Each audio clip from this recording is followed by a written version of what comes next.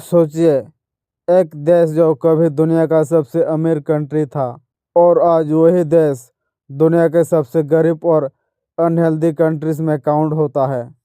ना कोई वॉर, ना कोई नॉर्मल डिजास्टर, फिर भी पूरा कंट्री ऑलमोस्ट कोलैप्स हो गया। इस देश का नाम है नाउरू। नाउरू पैसिफिक ओशन के बीच में एक छोटा सा आइलैंड नेशन है। इतना छोटा कि मैप पर जूम किए बिना दिखाई नहीं देता। यह दुनिया का लेस्ट विजिटेड कंट्री माना जाता है। हर साल सिर्फ कुछ लोग ही यहाँ पहुँच पाते हैं और जब आप यहाँ आ जाते हो तो तुरंत वापस जाना पॉसिबल नहीं होता, क्योंकि फ़्लाइट हफ्ते में सिर्फ 1-2 बार होती है। नाउरू का टोटल एरिया सिर्फ 21 स्क्वायर किलोमीटर है।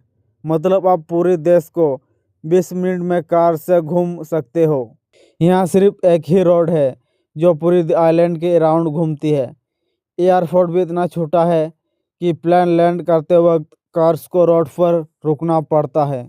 अब सवाल आता है, इतना छोटा कंट्री कभी दुनिया का सबसे अमीर कैसे बना?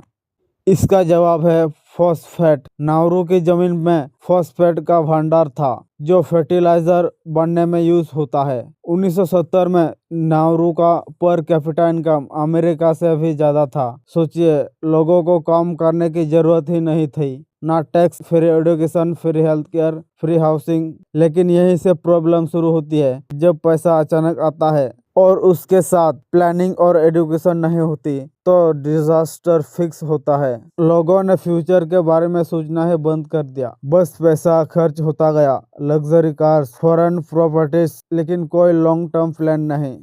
फॉस्फेट माइनिंग ने नाउरू का जमीन का 80% डिस्ट्रॉय कर दिया।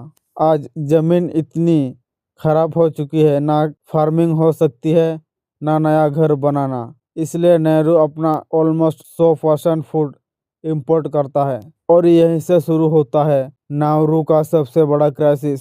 Health, processed food, lack of physical activity और चीप फैटी मीट।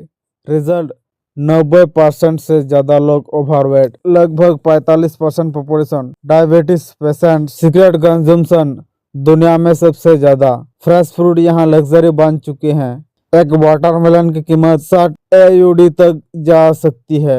जब फॉस्फेट खत्म हुआ तो गवर्नमेंट ने नए तरीके ढूंढे पैसा कमाने के। टैक्स हेवन आइलैंड नेहरू से यहाँ दुनिया के ब्लैक मनी आने लगा। बाद में ऑस्ट्रेलिया के साथ एक डील हुई जिसमें रेफोगिस को नेहरू में रखा गया और बदले में पैसा मिलता रहा। लेकिन इस डील का कीमत बहुत ही इनोसेंट जिंदगियों ने चुकाई। आज नाउरू डीप सी माइनिंग के प्लानिंग कर रहा है, समुद्र के नीचे से रेयर मटेरियल्स निकालने के लिए। साइंटिस्ट वार्न करती है यह एनवायरनमेंट और मरीन लाइफ के लिए बहुत डेंजरस हो सकता है। नाउरू सिर्फ एक आइलैंड नहीं, यह एक वार्निंग साइन है।